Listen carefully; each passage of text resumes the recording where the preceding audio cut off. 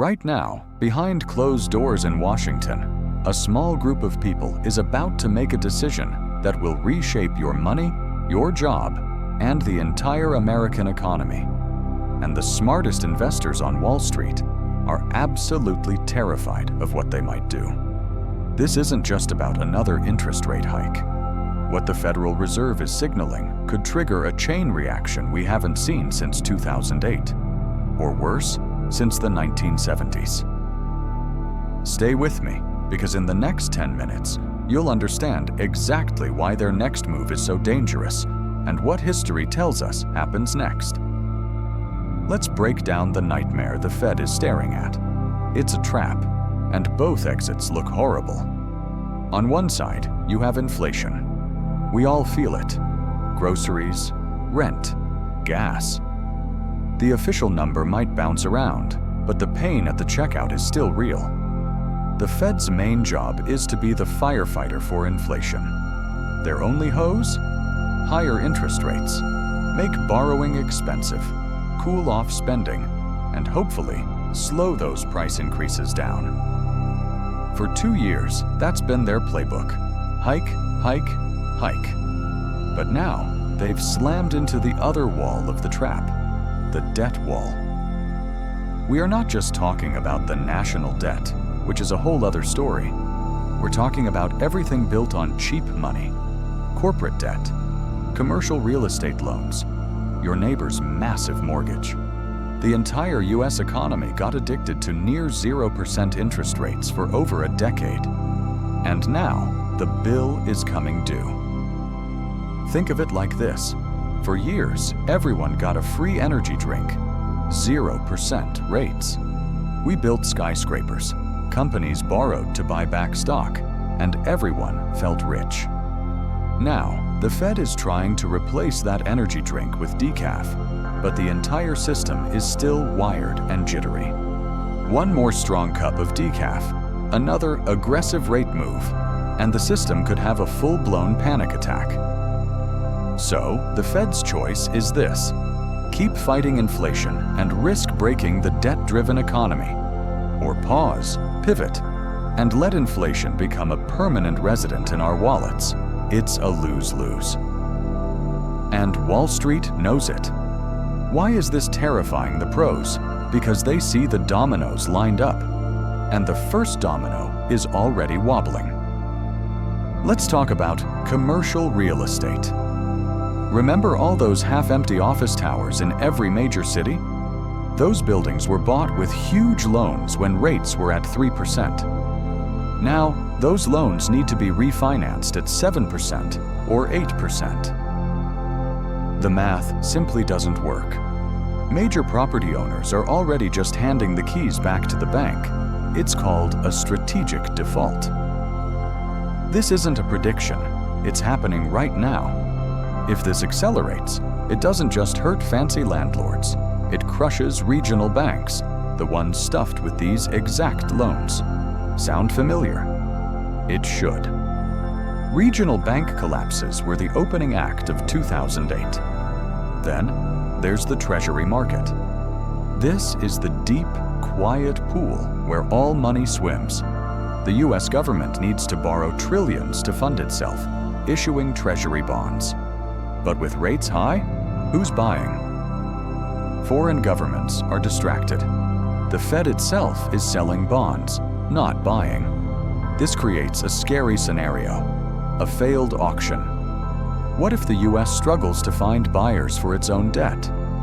That would send yields skyrocketing overnight, making all borrowing for cars, homes, businesses catastrophically expensive.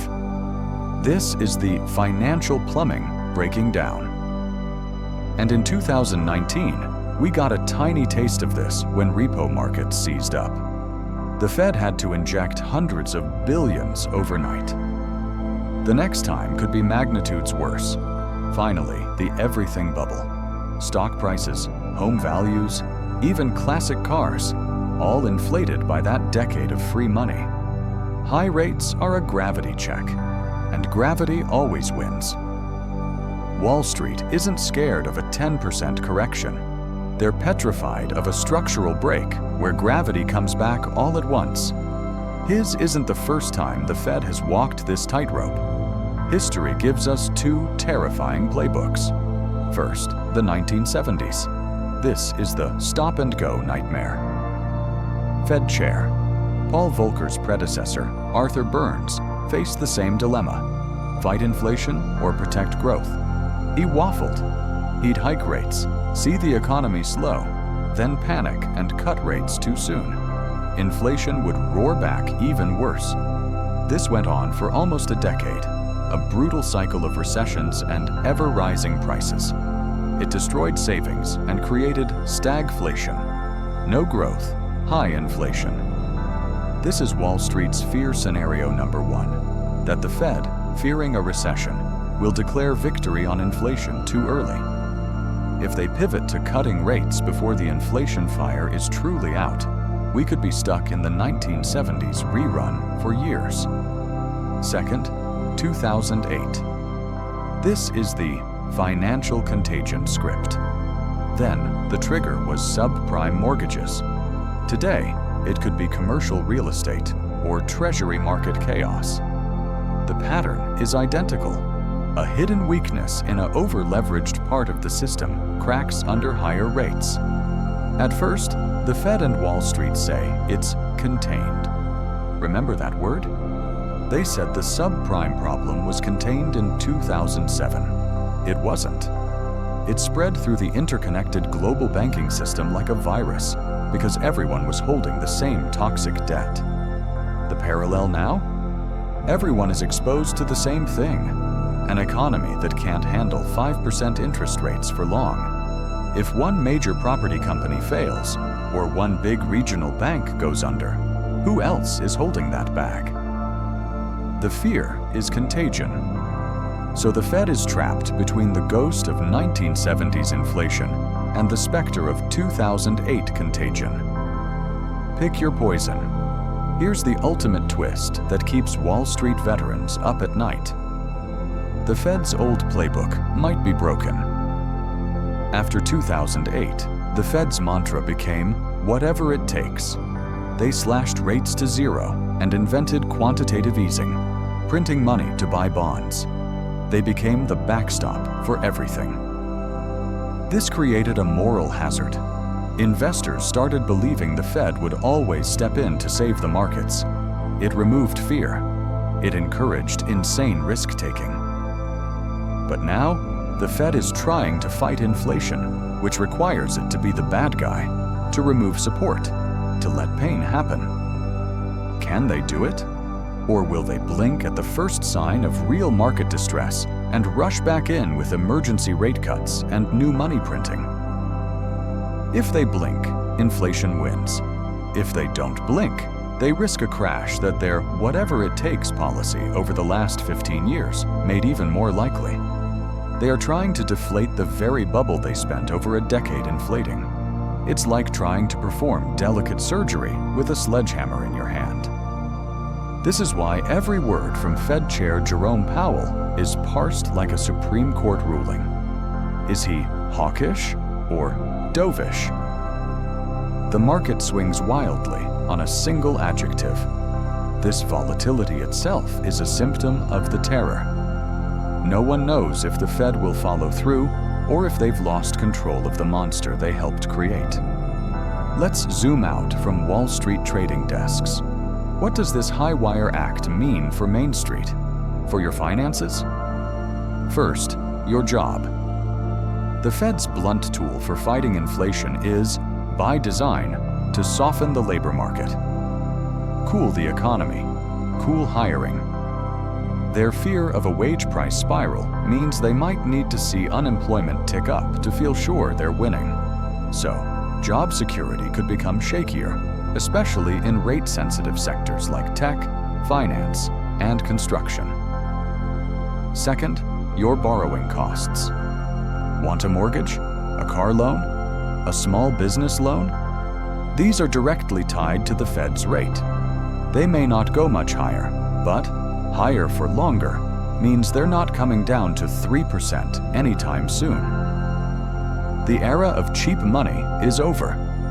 This locks millions out of the housing market and makes financing anything more difficult. Third, your savings and investments. This volatility is the new normal. Wild swings based on Fed speeches, inflation reports, and bank earnings. Your 401k is on this roller coaster. And cash? Finally, you can get a decent return in a savings account. But if the Fed pivots and cuts rates to save the economy, those yields will vanish fast. The brutal truth is this: the Fed is not trying to engineer a soft landing for your stock portfolio. They are trying to engineer a soft landing for the entire $25 trillion US economy.